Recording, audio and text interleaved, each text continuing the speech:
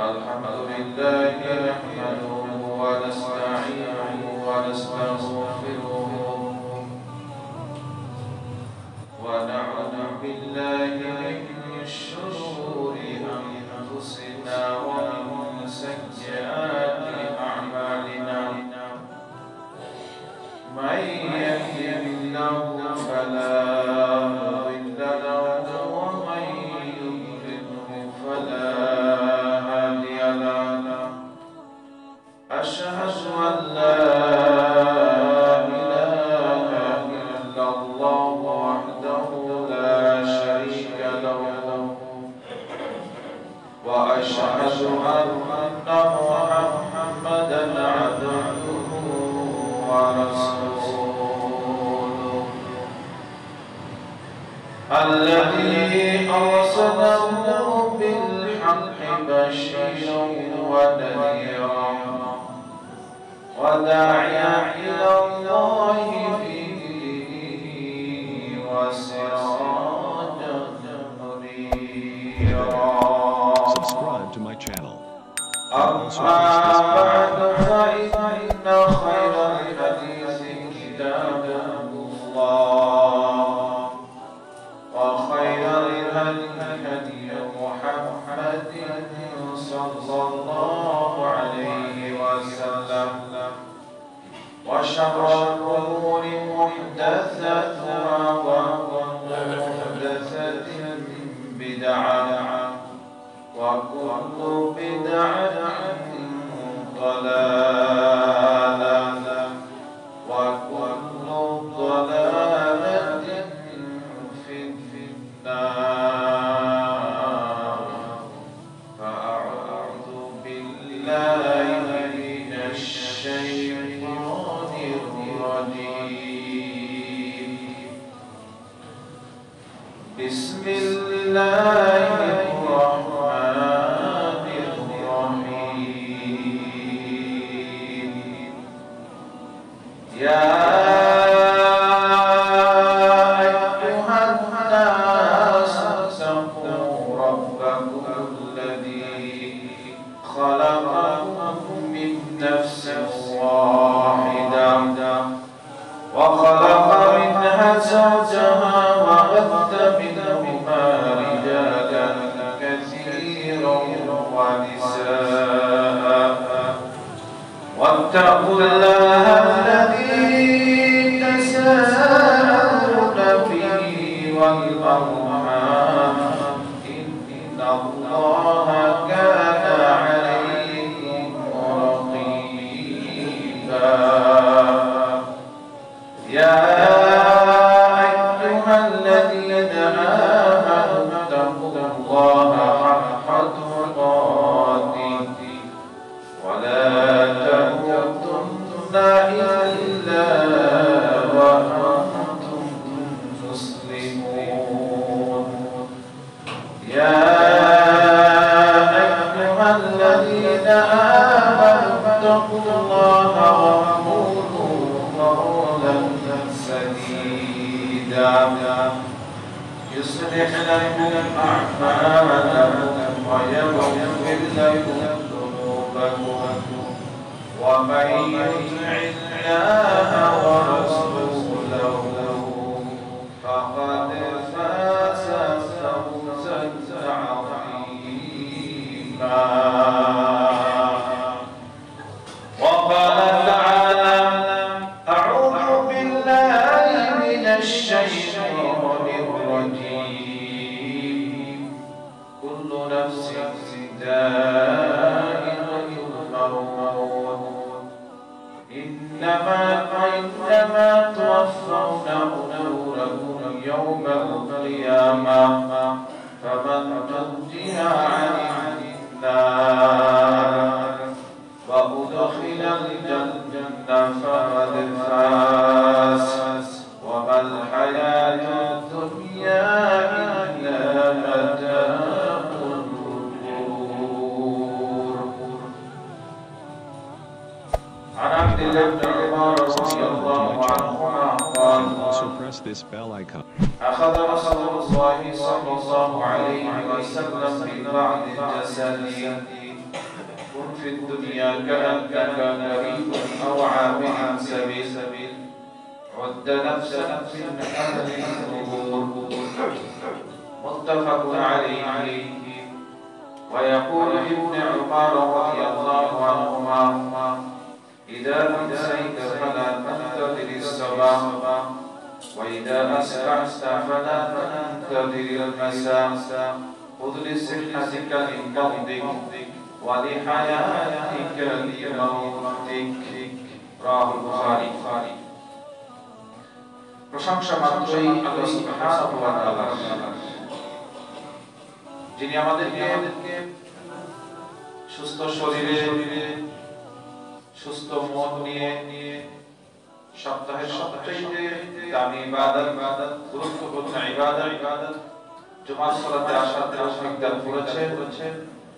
এই জন্য তারই দরবারে জানাই লাখ লাখ শুকরিয়া এবং সিজদা করে আলহামদুলিল্লাহ। আল্লাহ সুবহানাহু ওয়া তাআলা এই করোনাকালীন সময় আল্লাহ রাব্বুল আলামিন আমাদেরকে এখনো সুস্থ রেখেছেন। এই জন্য তার দরবারে আবার শুকরিয়া জানাই আলহামদুলিল্লাহ। অনেক উলামা সহ সাধারণ মানুষও আজ তারা বিছানায় শুয়ে আছে, যারা ইচ্ছা থাকা সত্ত্বেও জুমার সালাত হতে পারে নাই। আমরা দোয়া করি আল্লাহ সুবহানাহু ওয়া তাআলা তাদেরকে সুস্থ করে দিন। দরুদ ও সালাম বর্ষিত হোক আমাদের নবী মুহাম্মদ রাসূলুল্লাহ সাল্লাল্লাহু আলাইহি ওয়াসাল্লাম, শান্তি বর্ষিত হোক তার পরিবার বর্গের উপর, আসহাবে কেরামের উপর, শান্তি বর্ষিত হোক যে সমস্ত মুসলিম নারী আল্লাহর রাসূলের আনুগত্য করে আল্লাহর ডাকে সাড়া দিয়ে কারণে শাহীদ হয়েছে তাদের উপর, শান্তি বর্ষিত হোক যে সমস্ত মুসলিম নারী জীবিত অবস্থায় যন্ত্রণা লাঞ্ছনা গঞ্জনা সহ্য করে আল্লাহর রাসূলের আনুগত্য করে যাচ্ছে, জীবিত অবস্থায় আল্লাহ তাদেরকে হেফাজত করুন, হাফিজাহুল্লাহ। সম্মানিত উপস্থিত আমার প্রাণপ্রিয় মুসলমান কিরাম, আলোচনা চলছিল মৃত্যু এমন একটা শব্দ, আমি বর্ণনা করেছেন নবী মুহাম্মদ রাসূল সাল্লাল্লাহু আলাইহি ওয়াসাল্লাম বলেছেন যে আকসিরু যিকরা হাযিহি লাযাত, তোমরা বেশি ওই বিষয়টাকে স্মরণ করো, বেশি ওই বিষয়টাকে স্মরণ করো। হাযিহি লাযাত, কোন হাদিসে যেটা হাযিহি লাযাত, যেটা মানুষের চাওয়া ক্ষমতা, অর্থ, প্রতিপত্তি এবং দুনিয়ার জীবনকে একবারে সবকে শেষ করে দেয়, সবকিছুকে একবারে নিঃশেষ করে দেয়। এই নিঃশেষকারী বিষয়টাকে তোমরা বেশি স্মরণ করো। আর সেটা কি? ইয়ানি আল মাউত, সেটা হচ্ছে মৃত্যু। মৃত্যু যদি কারোর সামনে চলে আসে, সে যত বড় ক্ষমতাধর হোক, যত বড়ই প্রতাপশালী হোক, যত বড়ই তার বাহুতে শক্তি থাকুক না কেন, আর যত বড়ই অহংকারী হোক, তখন তার সব কিছু মাটির সাথে মিশে যায়। সেটা ফিরাউনের উদাহরণ দিয়েছিলাম গত সপ্তাহে। ফিরাউন কিন্তু মৃত্যু যখন সামনে চলে এসেছে, তখন তিনি এই শব্দটা বলেছিলেন, সর্বপ্রথম বলেছেন আমানতু। কত সুন্দর একটি শব্দ দেখেন, আমানতু, আমি ঈমান আনলাম আল্লাহু লা ইলাহা ইল্লাল্লাযী আমানাত বিহি বানু ইসরাঈল। ঈমান আল্লাহ সেই আল্লাহর উপরে যে আল্লাহর উপরে ঈমান এনে বনি ইসরাঈল মুক্তি পেয়ে গেল, অর্থাৎ সমুদ্র পার হয়ে গেল। ওয়া আনা মিনাল মুসলিমিন, আবার বলছে কি ওয়া আনা মিনাল মুসলিমিন, আমি তো মুসলমানদের একজন। ভাষাটা কত সুন্দর, আর তার ভাষাটাই আল্লাহ আলামিন সূরার মধ্যে স্পষ্ট করে বলছেন, আমানতু আল্লাহু লা ইলাহা ইল্লাল্লাযী আমানাত বিহি বানু ইসরাঈল। আমি ঈমান আনলাম সেই আল্লাহর উপরে যার উপর ঈমান এনেছে বনি ইসরাঈল। ওয়া আনা মিনাল মুসলিমিন, আমি তো মুসলমানদের একজন। আল্লাহ রাব্বুল আলামিন তিনি তার ঈমানকে গ্রহণ করেন নাই, কারণ একবার মরণ সময় তো তার মরণটা একবার সময় হাসা ইলা আল্লাহ গর্বের সময় চলে এসেছে। একবারে মৃত্যু সামনে চলে আসে, এবং তখন কবুল হয় না, কারণই না। ফিরাউনের ঈমানকে রব্বুল আলামিন কবুল করেন নাই। তিনি কি বললেন? এখন তার মানে আমরা বলে থাকি না ঢাকায় বলছে এখন আর কোনো রাস্তা নাই। এখন ওয়াকাদ আসাইতা ক্বাবলা ওয়া কুনতা মিনাল মুফসিদিন। সারাটা জীবন আল্লাহর বিরোধিতা করেছো, নবীর বিরোধিতা করেছো, হাজার হাজার শিশুকে হত্যা করেছো, বনি ইসরাঈলকে নির্যাতন করে তাদেরকে কৃতদাস বানিয়ে রেখেছো। এখন ওয়া কুনতা মিনাল মুফসিদিন। কিসের তুই মুসলমান? আল্লাহ রাব্বুল আলামিন বলেন কিসের মুসলমান? ওয়া কুনতা মিনাল মুফসিদিন। তুই হচ্ছে সন্ত্রাস। সারা পৃথিবীতে তুই সন্ত্রাস সৃষ্টি করেছিস। আল্লাহ রাব্বুল আলামিন ফিরআউনকে গ্রহণ করলেন না। তার মানে কোন ফিরআউন সে? যার ক্ষমতার দাম্ভিকতায়, যার শক্তির দাপটে মুসা আলাইহিস সালাম এবং হারুন আলাইহিস সালাম যখন দাওয়াত নিয়ে গেছিল তাচ্ছিল্যের সহিত বলেছিল আনা রাব্বুকুমুল আ'লা। আমি তো সবচাইতে বড়, আমাকে প্রভু আছে যার প্রতি আমার ঈমান আনতে হবে। সেই ফিরআউন কিন্তু মৃত্যুকে সামনে রেখে ঈমান আনার শর্ত উল্লেখ করেছে, নিজেকে মুসলিম বলেও দাবি করেছে। আল্লাহ রাব্বুল আলামিন বললেন তোকে তো মারবই। আল ইয়াওমা নুনাজ্জিকা বিবাদানিকা লিমান খালাকাকা আয়া। শুধু রেখে দেব তার দেহটাকে, তোর পরবর্তীতে যত নির্যাতনকারী জালেম যারা মানুষের উপরে জুলুম করবে তাদেরকে উদাহরণস্বরূপ তোকে রেখে দিলাম কিয়ামত পর্যন্ত। দেখেন না 1000 বছর পানি নিচে থাকলো, কোনো পোকাতেও খাইলো না, পচলোও না, গললোও না, কোনো মাছে খাইতে পারলো না।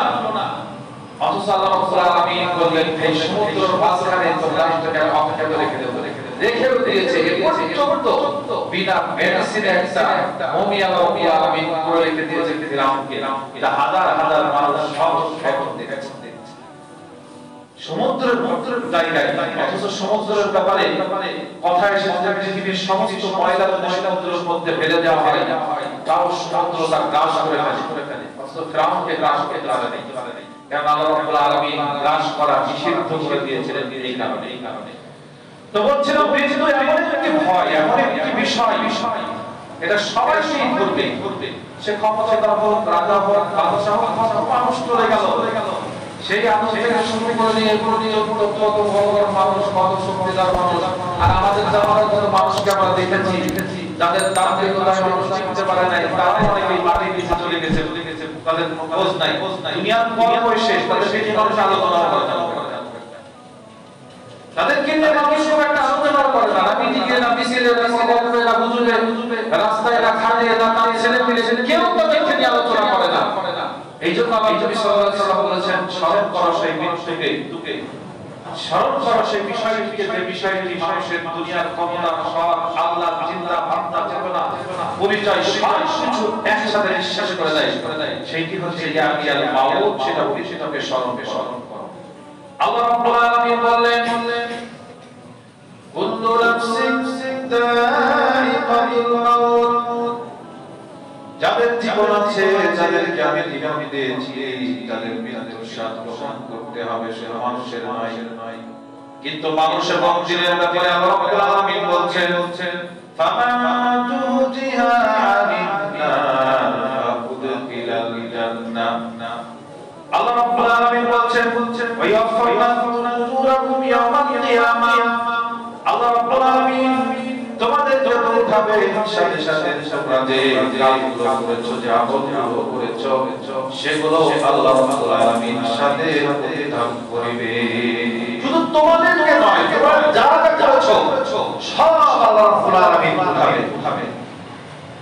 সব উঠাবেন। কিভাবে উঠাবেন? এরকম আল্লাহ রাব্বুল আলামিন মানুষের একটা আমলকে উত্থান করবেন। এই আমল উত্থান করার ব্যাপারে আল্লাহ রাব্বুল আলামিন মানুষের সামনে হাজির করবেন 7টা পদ্ধতি। এটা বিষয়ে আলোচনা করব না। 7টা পদ্ধতিতে মানুষকে আল্লাহ আলামিন যদি হিসাব কখনো ভাবে নেয়, সে কখনোই পালিয়ে যেতে পারবে না, আর সে সফলতা অর্জন করতে পারবে না।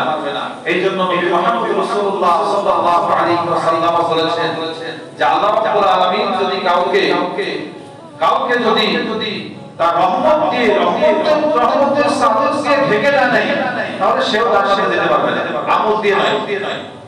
তাই সারা বলছেন যে আসবেন কিনা। নবী করিম সাল্লাল্লাহু আলাইহি ওয়াসাল্লাম বলছেন ইল্লা ইয়াতাগাম্মাদানি রাব্বি, আমাকে আমার রব যদি তার রহমতের চাদর দিয়ে ঢেকে না দেয়, তাহলে আমিও হয়তো মুক্তি পাবো না। কিভাবে সম্ভব? এইজন্য আমাদেরকে বেশি বেশি দোয়া করা উচিত। আল্লাহুম্মা হাসিবনি হিসাবান ইয়াসীরা। এটা শুধু সূরা গাশিয়ার শেষের পড়ার জন্য নয়। আমরা তো সূরা গাশিয়া শেষ করে শুধু এটাই বলি আল্লাহুম্মা হাসিবনি হিসাবান ইয়াসীরা। এই দোয়াটি শুধু সূরা গাশিয়ার পড়ার শেষে পড়ার জন্য নয়, সূরা গাশিয়ার পড়ার জন্য এই দোয়াটি নাযিল হয় নাই, বরং এটা সকালে সন্ধ্যায় উঠতে বসতে চলতে ফিরতে যখন মনে পড়বে আখিরাতের কথা, তখনই বেশি বেশি এই দোয়াই পড়া উচিত। আল্লাহুম্মা হে আল্লাহ হাসিবনি, আমার হিসাবকে গ্রহণ করো, হিসাবান ইয়াসীরা, সহজ হিসাব। ওয়া ইন্নামা তুওয়াফাউনা উজুরাকুম ইয়াওমাল কিয়ামাহ। আল্লাহ রাব্বুল আলামিন মানুষকে তো উঠাবেন, শুধু উঠাবেন নয়, তাকে পূর্ণ প্রতিদান দিবেন। যে ভালো করবে তাকে ভালো প্রতিদান, যে অন্যায় করবে তাকে অন্যায় প্রতিদান দিবেন। কামান জুমজিয়ানি দান, আর যাকে জাহান্নাম থেকে নিষ্কৃতি দেওয়া হবে, আল্লাহ রাব্বুল আলামিন বলেন আউযুবিল্লাহিল জান্নাহ, আর তাকে আল্লাহ রাব্বুল আলামিন জান্নাত নামক স্থানে প্রবেশ করাবেন। ফাকাদ ফাযা, প্রকৃতপক্ষে সেই হচ্ছে সফলকামী, যাকে আল্লাহ রাব্বুল আলামিন জান্নাতে প্রবেশ করাবে, সেই হচ্ছে সফলকামী, সেই হচ্ছে প্রকৃত সফলকামী। আল্লাহ রাব্বুল আলামিন বলছেন ওয়া মাল হায়াতুদ দুনিয়া ইল্লা মাতাউল গুরুর। আর দুনিয়ার জীবনটাই হচ্ছে ধোঁকা, যেখানে যাবে সেখানে ধোঁকা। যার পিছনে দৌড়াবেন শেষ কথায় গিয়ে দেখতে কিচ্ছু নেই। তো এখানে যাকে জাহান্নাম থেকে নিষ্কৃতি দেওয়া হবে, সেই হচ্ছে প্রকৃত সফল ব্যক্তি। আজ আমরা সফলতা অর্জন করতে চাই, যারা লেখাপড়া করছে তারা মনে করছে যে এইবার যদি ভালো রেজাল্ট করতে পারি এটা মনে হয় সফলতা। শুরু হলো দৌড়, সেটা পাস করলো, পরবর্তীতে আরেকটা ধাপ, এইভাবে ধাপ যেতে যখন লেখাপড়া শেষ, তখন দেখবে যে আরেকটা ভাগ শুরু হয়েছে। এবার শুরু হলো চাকরি ইন্টারভিউ, সেখানে চাকরি পেল কি না পেল, এই একটা সফলতা পাওয়ার চেষ্টা। শেষ পর্যন্ত চাকরি পেল, দেখা যাচ্ছে যে বস ভালো হলো না, এখানে আবার অন্ধকার, কিন্তু সফলতা বলতে কিছুই তার ভিতরে আসে নাই। তারপরে তো যান্ত্রিক জীবন যাপন শুরু হলো, যন্ত্রের মতো চলতে হাত্তা যুলতুল মাকাবির, আল্লাহুল তাকাজু হাত্তা যুলতুল মাকাবির। মানুষকে লোভ লালসা এমন ভাবে মোহগ্রস্ত করে রেখেছে, হাত্তা যুলতুল মাকাবির, এভাবে চলতে এক সময় কবর পর্যন্ত সফর করে ফেলেছে। বুঝতে পারবে কখন কবরের দ্বার প্রান্তে পৌঁছে গেছে, কিন্তু আল্লাহ সুবহানাহু ওয়া তাআলাকে যেভাবে ডাকার প্রয়োজন ছিল সেভাবে সে নিজের কখনো ডাকে নাই এবং ডাকার প্রয়োজন বোধ করে নাই। এইজন্য আল্লাহ রাব্বুল আলামিন বলেছেন লাকাদ খালাকনাল ইনসানা ফি কাবাদ, মানুষকে আল্লাহ রাব্বুল আলামিন জীবিত তৈরি করেছেন। মানুষ কাজ করবে, কর্ম করবে, ব্যস্ত থাকবে, এটাই স্বাভাবিক। এইজন্য একটি হাদিস এসেছে রাদিয়াল্লাহু তাআলা বর্ণনা করেছেন, নবী করিম সাল্লাল্লাহু আলাইহি ওয়াসাল্লাম বলেন আল্লাহ রাব্বুল আলামিন বলেছেন যে হে বান্দা সকল তাফাররাক লিইবাদাতি, আমার ইবাদতের জন্য সময়কে বের করে দাও, ইবাদতের জন্য সময়কে বের করে দাও। এই হাদিসটা আছে কুদসির ওয়াসমান হচ্ছে মানুষ কারণে ব্যস্ত থাকবে, বিভিন্ন কাজে থাকবে, বিভিন্ন কর্মে ব্যস্ত থাকবে। এই কর্মে ব্যস্ত থাকাটাও একটা ইবাদত। কেউ যদি দোকানে চাকরি করলো বা ব্যবসা করলো, ব্যবসা যদি কেউ সুন্দরভাবে করে, যারা দেওয়ালে ঠেকে আছে তারা চলে বসুন দেওয়াল থেকে, যারা দুই হাত তুলে বসে আছেন তারা হাত নামিয়ে বসুন। তো নবী করিম সাল্লাল্লাহু আলাইহি ওয়াসাল্লাম বলেছেন কেউ যদি সত্যবাদীর সহিত বিশ্ববিশ্বাসের সহিত ব্যবসা করে, তাহলে কিয়ামতের ময়দানে তার শরীরের সাথে হাসতে হবে। ব্যবসা একটা বড় জিনিস, শুধু ব্যবসার মধ্যে সত্যবাদিতা থাকবে, আমানতদারিতা থাকবে, এর সাথে যদি সুন্দরভাবে ব্যবসা করে এই ব্যবসা তাকে শহীদদের সাথে মর্যাদা দিয়ে দিবে। তবে ব্যবসা ইবাদত, কেননা সন্তানাদিকে আপনি টাকা পয়সা দান করলে যে সওয়াব অর্জন করতে পারেন, ঠিক স্ত্রীর জন্য আইসক্রিম কিনে নিয়ে গেলে, স্ত্রীর জন্য কিছু ফল কিনে নিয়ে গেলে এটা একটা ইবাদত। পিতামাতার জন্য ফল কিনে নিয়ে গেলে ইবাদত, সন্তানের জন্য চকলেট কিনে নিলেও কিন্তু এটা দানের সমান সওয়াব আল্লাহ রাব্বুল আলামিন লিপিবদ্ধ করেন। একটি হচ্ছে আপনি আপনার দায়িত্ব পালন করেছেন স্ত্রী সন্তানের খাবার দেওয়ার কারণে খরচ আদায় করেছেন। দুই নম্বর হচ্ছে স্ত্রী সন্তানের পিছনে খরচ করলে এটা দানের সমান আল্লাহ রাব্বুল আলামিন দেখিয়ে দেন। দুই ধরনের সওয়াব আছে। তো এটা একটা ইবাদত, তাফার রাখলে ইবাদত। এরপরও বলছেন আমার ইবাদতের জন্য সময়কে বের করে নাও। আল্লাহ রাব্বুল আলামিন তারপরে বলছেন যদি কেউ ইবাদতের জন্য সময়কে বের করে নিতে পারো, আল্লাহ সাদরাকার বিনা তোমার অন্তরকে আমি ধনী বানিয়ে দিব,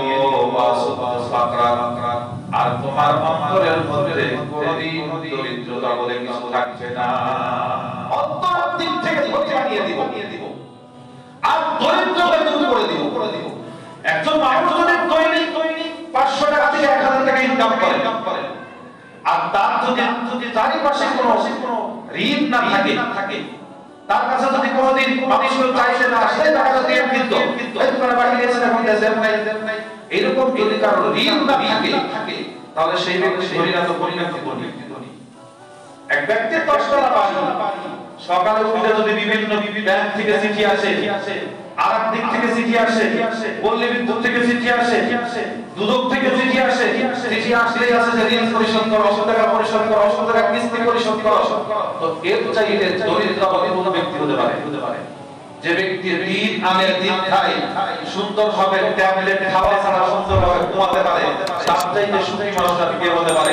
নবী করিম সাল্লাল্লাহু আলাইহি ওয়াসাল্লাম সকালে সন্ধ্যায় উঠতে বসতে চলতে ফিরতে খাইতে ঘুমাতে সর্বসময় দোয়া করতেন।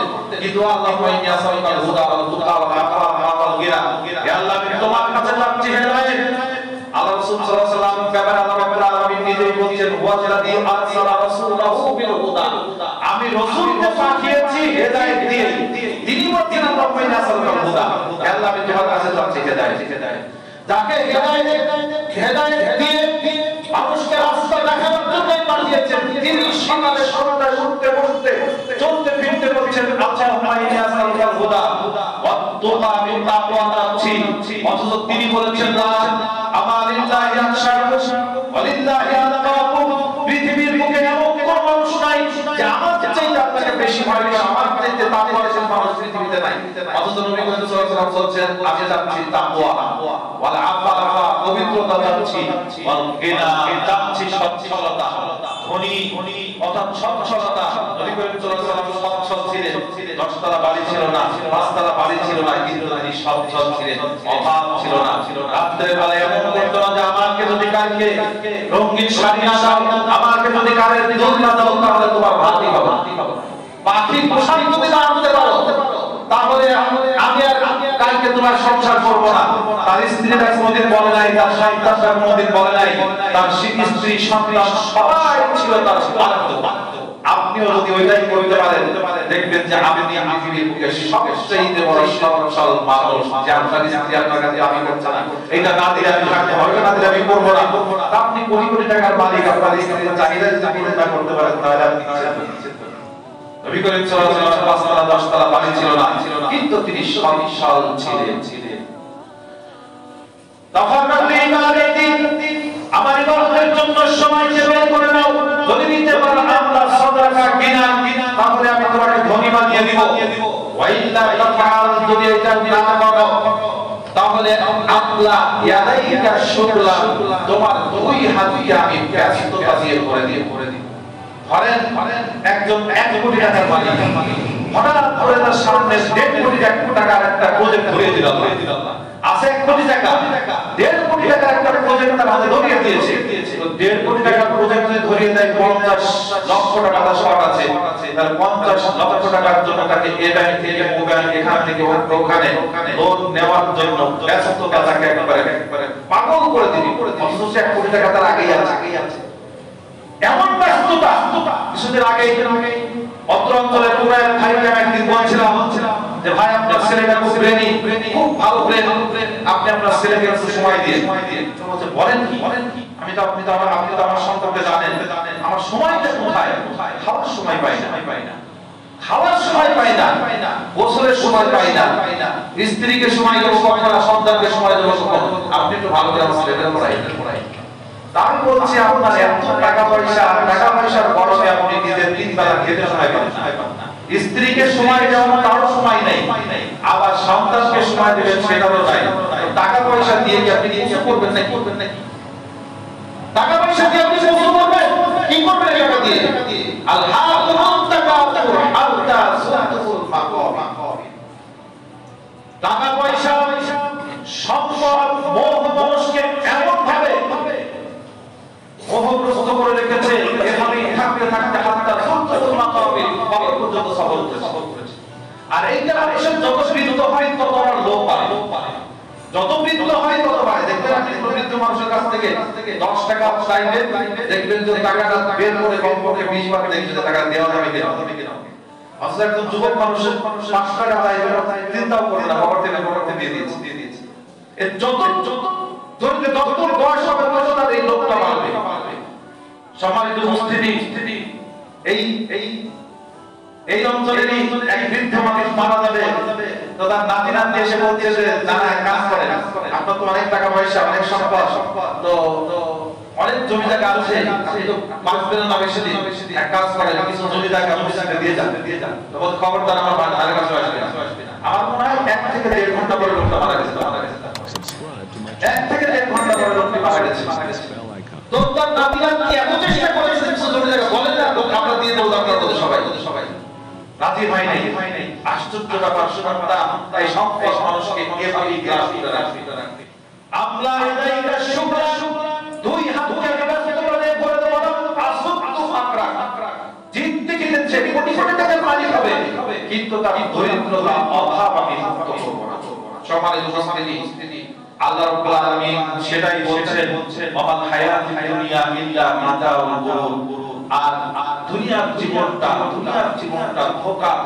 ধোঁকায় পরিপূর্ণ সবাই সফলতা অর্জন করতে চায় কেউ ছাত্র হিসাবে কেউ ক্রিকেটার হিসাবে কেউ অমুক হিসাবে কেউ তমুক হিসাবে সফলতা অর্জন করতে চায় আর প্রকৃত সফলতা হচ্ছে সেটাই কাউকে যদি আল্লাহ রাব্বুল আলামিন জাহান্নাম থেকে নিষ্কৃতি দিয়ে জান্নাতে প্রবেশ করার মতো সুযোগ করে দেয় পৃথিবীতে এর চাইতে সফলতা আর কিছু নাই আল্লাহ রাব্বুল আলামিন সেটাই কিন্তু সূরা আল ইমরানের 185 নম্বর আয়াতে এই মরণের কথা সংবাদ দিয়ে এটাই সংবাদ দিয়েছেন সেই শব্দে যে সফলতা তাকে আল্লাহ রাব্বুল আলামিন জাহান্নাম থেকে নিষ্কৃতি দিয়ে জান্নাতে প্রবেশ করাবেন বা করার মতো পরিস্থিতি তৈরি করে দিয়েছেন আব্দুল্লাহ ইবনে ওমর রাদিয়াল্লাহু আনহু বর্ণনা করছেন তিনি বলছেন আখাযা রাসূলুল্লাহ সাল্লাল্লাহু আলাইহি ওয়াসাল্লাম বিবাদাতি আসাদি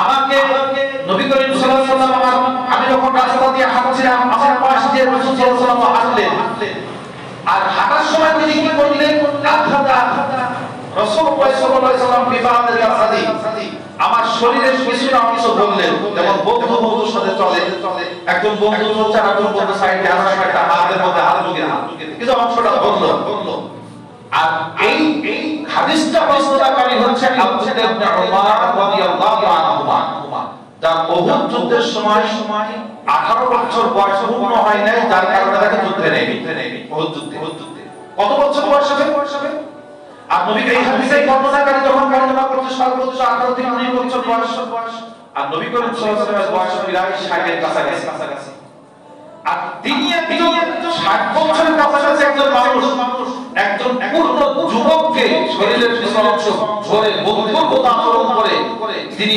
যুবককে কিভাবে সতর্ক করতে হয় ভদ্রভাবে তিনি বলছেন কুন ফিদ দুনিয়া হে আব্দুল ইবনে ওমর তুমি কিন্তু যুবক আমার বুঝাবে না বুঝে তুমি কিন্তু যুবক তোমার মধ্যে অপরাধ করার প্রবণতা আছে তুমি অন্যায় করবে যে কোন সময় হতে পারে তো এইটা না বলে তিনি সদৃশভাবে বলছেন দুনিয়া তুমি কি করো দুনিয়াতে এমন ভাবে বসবাস করো কোন ফি দুনিয়া কান্নাকা গরীব তুমি একজন অপরিচিত মানুষ দুনিয়াতে এমন ভাবে বসবাস করো তোমাকে কেউ চেনে না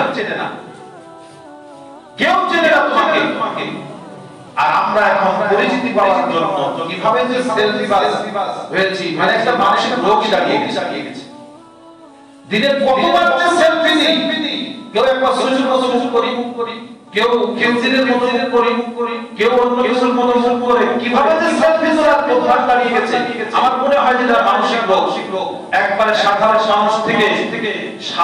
মানুষ থেকে আলেম পর্যন্ত কেউ রক্ষা পাচ্ছে না এই রোগ থেকে বৃদ্ধ যুবতী ছেলে মেয়ে এই রোগ থেকে কেউ মুক্তি পাচ্ছে না সবাই পরিচিত পাচ্ছে এটা বলে একদিক থেকে আরেক দিকে আছে আমরা যেভাবে দেখতে অনেক সময় আগে সুযোগের পরবর্তী হলো যে এলাকার নেতাকে আছে এখন দেখা যায় যে জনগণের চাইতে নেতা বেশি এবং কাছে আছে জনগণের চাইতে নেতা অনেক বেশি কাছে এবং দেওয়ালে তো এত বেশি হয়ে গেছে যে কোন নেতা এটা খুঁজে বের করা যায় না জনগণের চাইতে বেশি হয়ে গেছে সবাই পরিচিতি লাভ করতে যায় নবী করিম সাল্লাল্লাহু আলাইহি ওয়াসাল্লাম বললেন দুনিয়া থেকে বাঁচার একটা বড় সিস্টেম হচ্ছে তুমি এমন ভাবে বসবাস করো যাতে একজন অপরিচিত থাকলে কোনো শত্রু নাই ঝামেলা মুক্ত কোনো ঝামেলা নাই টেনশন মুক্ত আওয়াবিরিন সাবিল এটা যদি না মনে করতে পারো তাহলে নিজেকে মুসলিম মনে করো রাস্তা দিয়ে হাঁটতে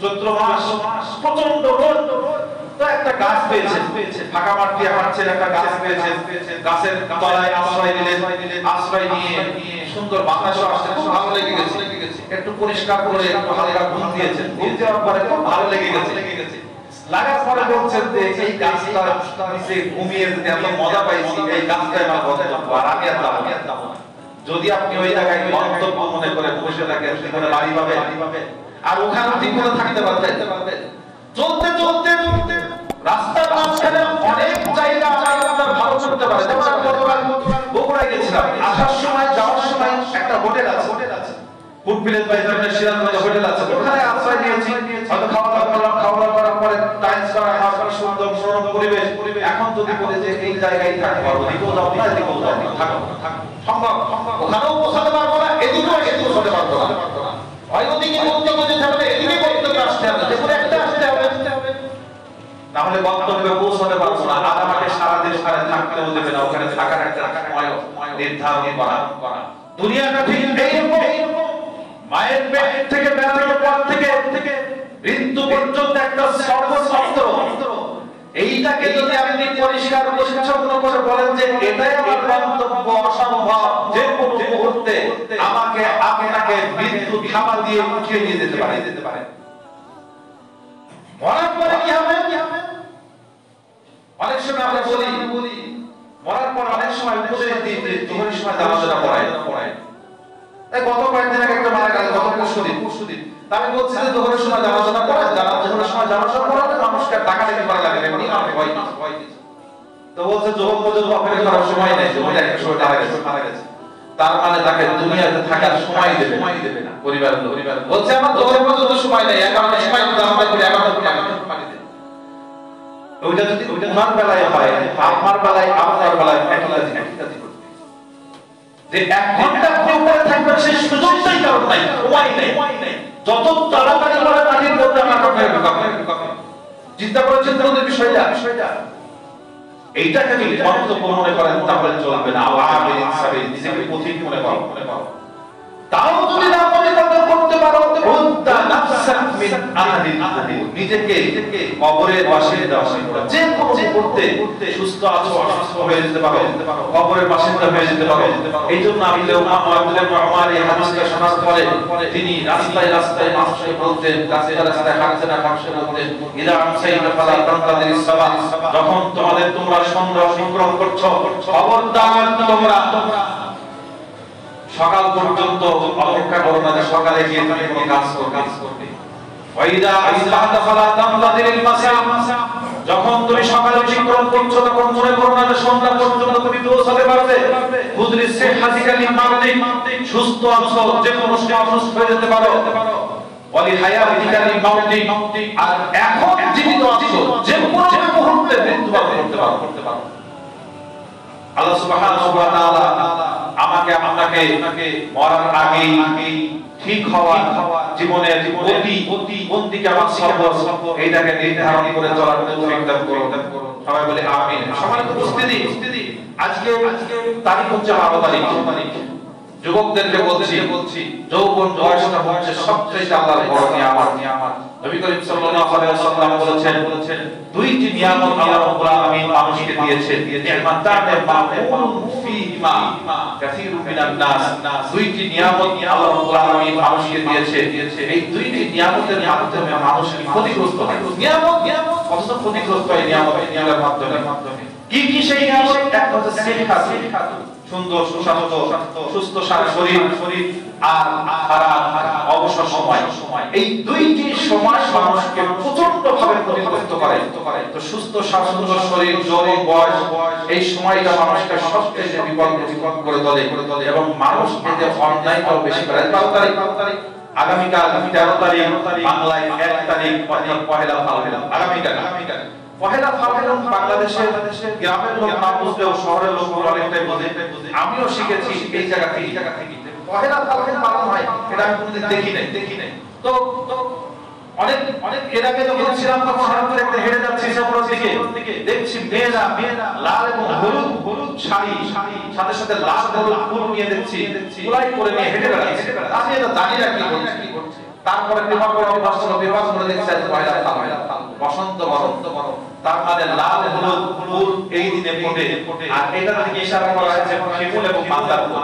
শিমুল ফুল তো চেনেন, শিমুল ফুল হচ্ছে লাল ফুল, ফুটলেই মনে হয় যেন গাছ আগুন ধরে গেছে।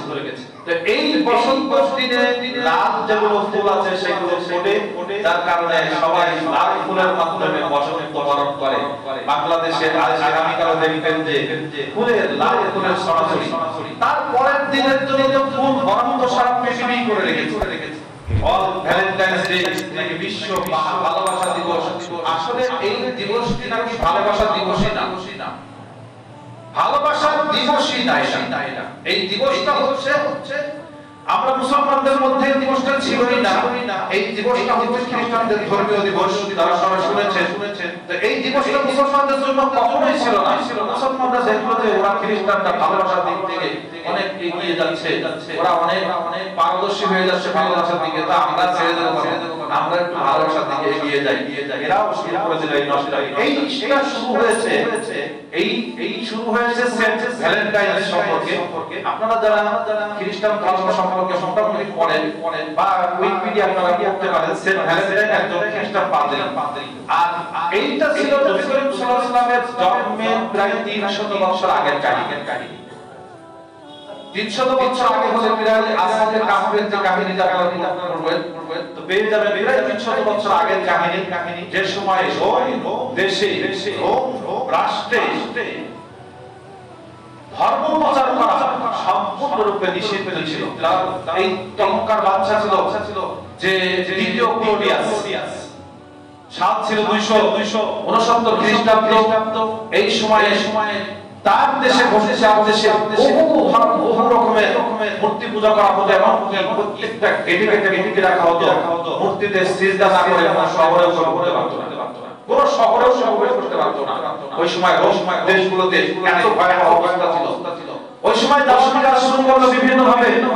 তো সেন্ট ভ্যালেন্টাইন একজন ধার্মিক ছিল এবং অত্যাধিক বাকপটু ছিল, খ্রিস্টান ধর্মের অধ্যুষিত ছিল, যার কারণে তিনি এমন ভাবে মানুষকে আকৃষ্ট করতে পারত। খ্রিস্টান ধর্মে দীক্ষিত করার ক্ষেত্রে তাকে অ্যারেস্ট করা হলো এবং তাকে কারাগারে বন্দী করে রাখা হলো। যার কারণে মানুষ তার এই বাকপটুতার কারণে মানুষ দলে দলে তাকে দেখতে আসতো এবং লাল ফুল উপহার দিত, গোলাপ উপহার দিত তাকে। এভাবে করতে করতে একসময় দলে দলে আসতো কারারক্ষী, প্রধান কারারক্ষীর মেয়ে ছিল, সেও তাকে সময় দিত। মাঝে তার কথার আকৃষ্ট হয়ে সেও খ্রিস্টান ধর্ম গ্রহণ করে। আর সাথে সাথে অন্ধ ছিল, তার চিকিৎসার কারণে অন্ধ চোখটিও ভালো হয়ে যায়। কেননা ঈসা আলাইহিস সালামের ধর্মে সত্য ধর্মের দীক্ষিত ছিল সেন্ট ভ্যালেন্টাইন। তার কারণে চক্ষুটা ভালো হয়ে যায়, তার সোনা ছড়িয়ে পড়ে। এই মুহূর্তে বাদশাহ দ্বিতীয় গ্লোরিয়াস তাকে কি করে মৃত্যুদণ্ড আদেশ দেয়, সেটা ফেব্রুয়ারি 14 তারিখ। মানুষ খ্রিস্টানরা তার সহজে এই দিনটিকে পালন করত খ্রিস্টানদের একটি ধর্মীয় উৎসব হিসাবে, খ্রিস্টানদের একটি ধর্মীয় উৎসব হিসাবে পালন করত। আর তার ভালোবাসায় সিক্ত হয়ে এইটাই করতে করতে করতে এক সময় বিশ্বে নোংরা ভ্রষ্টা এই ধরনের কর্মপতিদের আস্তে আস্তে এইটা গণকে বিশ্ব ভালোবাসা এবং বেড়া দিবস হিসাবে, আর এটা হয়েছে বিশ্বের মূল ব্যবসায়ী যারা তাদের প্ররোচনায় এই ঘটনা ঘটেছে। যার কারণে কোন জায়গায় এক সময় লন্ডনে নিষিদ্ধ হয়, তারপরে এক সময় ফ্রান্সে নিষিদ্ধ হয়, অন্য সময় ইতালিতে নিষিদ্ধ করা হয়, আবার চালু হয়, বারবার নিষিদ্ধ হয়েছে, বারবার চালু হয়েছে, যেটা বাংলাদেশের মতো জায়গায় সম্ভব ছিল না। এই 20 শতাব্দীতেও বাংলাদেশে ছিল না। কিভাবে চালু হবে বাংলাদেশে চালু হলো শফিক রেহমান, জাইদাই পেপারের সাবেক সম্পাদক শফিক রেহমান। আপনারা জানেন কোন বাংলাদেশের কোন এক রাজনৈতিক বড় দলের কিছু ইলেকশনের আগের ইলেকশনে কি করেছে, ইস্তেহার লিপিবদ্ধ করেছে শফিক রেহমান নাম। এই বেহায়া নির্লজ্জ লোকটি জাইদাই পেপারের সম্পাদক, এখন বর্তমানে তিনি আছেন মৌসাকে ঢিল নামের একটা পেপারের নাম শুনলে তো ঘুমিয়ে আসে কথা। মৌসাকে ঢিল পেপারের সম্পাদক এই শফিক রেহমানকে 96 সালে এই বাংলাদেশের 86 সালে তিনি সরকার ছেড়ে তিনি তাকে দেশ থেকে বের করে দেন এবং 86 সাল থেকে শুরু করে 90 সাল পর্যন্ত ইংল্যান্ডে তিনি পরবাসে ছিলেন। ইংল্যান্ড থেকে ফিরে আসেন 92 সাল থেকে ফিরে এসে তিনি এই বিষয়টি দেখে আসেন যে 14 ফেব্রুয়ারি বাংলায় বিশ্বে ভালোবাসা দিবস হিসেবে পালন করে, আর আমাদের দেশে বাংলাদেশের সমস্যা কোথায়? এই 92 সাল থেকে শুরু হয় বাংলাদেশের এই মাটিতে অল ভ্যালেন্টাইন্স ডে পালন করা। এখন পালন করতে এক পর্যায়ে বর্তমানে এমন রাতে চলে এসেছে যেটা কল্পনারও বাইরে। যে দেশের মানুষ এখনো ধর্ষণের বিচার চাই, যে দেশের মানুষ ধর্ষণের বিচার চাই, 14 ফেব্রুয়ারিতে নিজের মেয়েদের তার বন্ধুর সাথে মিলিত হওয়ার সুযোগ করে দেয়। আশ্চর্য ব্যাপার। ভালোবাসা দিবস পালন করে আবার এর অভিযান চাই, ধর্ষণের অভিযান চাই। এটা কেমনে সম্ভব? এই 92 সাল থেকে এমন চলে যে এই নদী পর্যন্ত পৌঁছায়।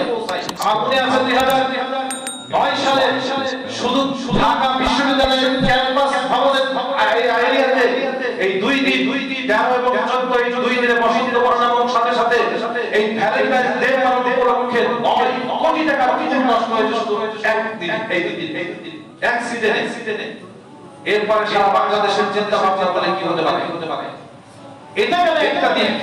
2 নম্বর হচ্ছে খ্রিস্টানদের ধর্ম দিবস, এটাও দিন নম্বর হচ্ছে উসুলুল ফিকহ যারা পড়েন, যারা আলেম ওলামা আছেন এখানে উসুলুল ফিকহ যারা পড়েন, উসুলুল ফিকহের কিছু নিয়ম আছে, আর এটাকে ইসলামিক ওলামায়ে কেরামরা ইসলামের মূলনীতি বলেছেন। মূলনীতিটা হচ্ছে যে মান তাআজ্জালা শাইআন ক্বাবলা আওয়ালিহি উক্তিবা ফি হিরমানিহি। মান তাআজ্জালা বিশাইইন ক্বাবলা আওয়ালিহি, কেউ যদি কোন জিনিস সময়ের পূর্বে চায়, সময়ের পূর্বে আশা করে, তার শাস্তি স্বরূপ এই জিনিসটা থেকে সে মাহরুম হয়। যেমন ড্রাইভিং শিখে নাই, এখন যদি আপনি ড্রাইভিং না শিখে লাইসেন্স না নিয়ে রাস্তায় ড্রাইভিং করার করতে যান, তাহলে আপনাকে ধরবে পুলিশে ধরে আপনাকে আটকে দেবে, আর আপনার গাড়িটাও সিজ হতে পারে, এর জন্য জরিমানা হতে পারে। একজন ব্যক্তি মনে করলো ঢাকায় আমার বাপের অনেক বড় বড় বাড়ি আছে, ঢাকার বাড়ির মালিক আর হতে পারছে না, কি করে বাপ আছে, বাপ থাকা পর্যন্ত মালিক নাই। একদিন চিন্তা ভাবনা করলো বাপকে ধরে বিদায় করে যখনই বিদায় করবে তার শাস্তি হচ্ছে হত্যাকারী কখনো এটা সম্পদের মালিক হয় না। 2 নম্বর হচ্ছে সে হত্যাকারী, এই কারণে তার ফাঁসি হয়ে যেতে পারে। কোন জিনিস প্রয়োজনের সময় প্রয়োজনে কোনো কাজে যেতে পারে না, এই হলো না, তার স্ত্রী হলো না, যত ভালোবাসা আছে সব ভালোবাসা হতে হবে তার পিতামাতার জন্য, মানুষের জন্য, পিতামাতার জন্য, তার সন্তানের জন্য। আর আরেকটি হচ্ছে সবচেয়ে বড় ভালোবাসার জায়গা হচ্ছে তার স্ত্রীর জন্য। আল্লাহ রাব্বুল আলামিন বলেছেন মিন আয়াতিহি আন খালাকালাকুম মিন আনফুসিকুম আজওয়াজা, আমি কি করেছি মানুষের তোমাদের মধ্য থেকেই তোমাদের স্ত্রীকে আমি সৃষ্টি করেছি। এটা আমার একটা নিদর্শন। আমি তোমাদের স্ত্রীকে তোমাদের থেকে তোমাদের স্ত্রীকে সৃষ্টি করেছি লিতাসকুনু ইলাইহা, যাতে তুমি তাদের সাথে শান্তিতে বসবাস করতে পারো। প্রেম প্রীতি ভালোবাসা দিয়ে আত্মার সমর্থ ঘটে, মুওয়াদ্দাতা ওয়া রাহমা, ভালোবাসা মহব্বত এবং দয়া দিয়ে যাতে শেষ হয়, এইটা হচ্ছে ভালোবাসা, যেটার কোনো দিবস লাগে না, যেটার কোনো সময় নির্ধারণ লাগে না। স্ত্রীর জন্য স্বামীর ভালোবাসা থাকবে এটা আজীবন। আর পৃথিবীর বুকে সবচেয়ে বড় ভালোবাসা মানুষের জন্য, যেটা মানুষ ভালোবাসবে সেটা হচ্ছে তার রবকে। আর রবকে যদি কেউ ভালোবাসতে পারে তাহলে পুরো পৃথিবীর সমস্ত মানুষকে যেভাবে যে সম্পর্ক তার সাথে যতটা আছে সেভাবেই সে ভালোবাসা বর্ণনা করতে পারবে। আল্লাহ রাব্বুল আলামিন সূরা বাকারা 165 নম্বর আয়াতে বলেছেন, ওয়াল্লাযীনা আমানু আশাদ্দু হুব্বান লিল্লাহ, যারা ঈমানদার আছে, ঈমানদার যারা ভালোবাসবে কাকে? আল্লাহ সুবহানাহু ওয়া তাআলাকে সবচেয়ে বেশি ভালোবাসবে। আল্লাহ সুবহানাহু ওয়া তাআলাকে যদি ভালোবাসে, আল্লাহর বিধান মানবে, আল্লাহর বিধান যদি মানে, তাহলে তারপরে ভালোবাসার জায়গা হচ্ছে নবী করিম সাল্লাল্লাহু আলাইহি ওয়াসাল্লাম। পৃথিবীর সবচেয়ে বেশি ভালোবাসা, তারপরে তার পিতামাতা, তারপরে পাড়া প্রতিবেশী, তারপরে মুসলিম ভাইদের এবং প্রত্যেকটি মানুষ প্রত্যেকটি জীবকে কিভাবে ভালোবাসা এবং দয়া দেখাতে হবে আল্লাহ রাব্বুল আলামিন তা শিখিয়ে দিয়েছে। কেউ যদি তার রবকে ভালোবাসতে শেখে, তাহলে রব কিভাবে কতটুকু ভালোবাসা দিতে হবে সেই সিস্টেমটা তার রব তাকে শিখিয়ে দিয়েছে। এর জন্য আলাদা আমাদের ভ্যালেন্টাইন ডে পালন করার কোনো প্রয়োজন নাই। এখানে একটা দুই নম্বর হচ্ছে খ্রিস্টানদের ডে যদি আপনি পালন করেন, মান তাশাব্বাহা বিকওমিন ফাহুয়া মিনহুম, কেউ যদি কোনো বিধর্মীদের ডে পালন করেন, তাদের অনুষ্ঠান আপনি রীতি গ্রহণ করেন, তাহলে কিয়ামতের ময়দানে আপনার হাসর নাসর হবে তার সাথে। ইহুদিদের পালন করলে ইহুদির সাথে হাসর হবে, হিন্দুদের পালন করলে হিন্দুদের সাথে হাসর হবে, আবার যদি অন্য ধর্মের পালন করে তাদের সাথে হাসর হবে। এইজন্য একটি আয়াত এসেছে সূরা মায়েদা 11 নম্বর আয়াত, আল্লাহ রাব্বুল আলামিন বলেছেন, ইয়া আইয়ুহাল্লাযীনা আমানু লা তাত্তাখিযুল ইয়াহুদা ওয়ান নাসারা আউলিয়া, যে হে ঈমানদারগণ, তোমরা ইহুদ নাসারাদেরকে বন্ধুরূপে গ্রহণ করো না। কেননা বায়ুহুম আউলিয়া বা'দিন, তারা একে অপরের বন্ধু, তোমাদের সাথে নয়। তারা একে অপরের বন্ধু, ইহুদি নাসারা, হিন্দু বৌদ্ধ খ্রিস্টান, তারা কিন্তু ঠিক আছে, তারা সবার সাথে মিলে চলুন, তারা বন্ধু। মিন দুনিল মুমিনিন, মুমিন ছাড়া কখনোই তাদেরকে গ্রহণ করবে না। তারপরে হচ্ছে ওয়াইয়াতাওয়াল্লাহু মিনকুম ফাইন্নাহু মিনহু, কেউ যদি এই কথাকে অস্বীকার করে, ইহুদি নাসারাকে তারপরও বন্ধু রূপে ধরে গ্রহণ করে, তাদের রীতিনীতি গ্রহণ করে নাই, আল্লাহ রাব্বুল আলামিন বলছেন সে কিন্তু ইহুদি নাসারাদেরই একজন। আমি বলি না, আমি রাগ করে না।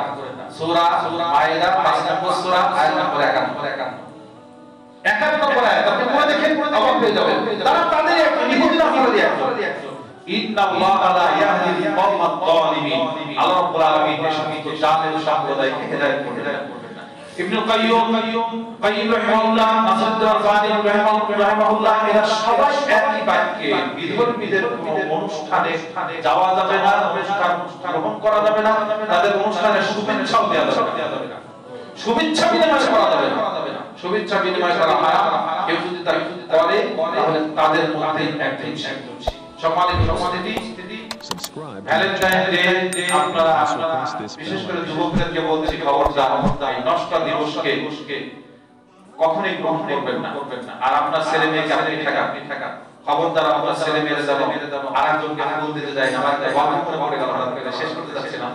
তো একজন মুসলিম ইমাম তো এক যুবককে বলছে, মুসলিম ইমামকে এক যুবক বলছে, জানেন হুজুর, আমি খুব অনেক বড় পুরস্কার দিয়েছি আমার গার্লফ্রেন্ড।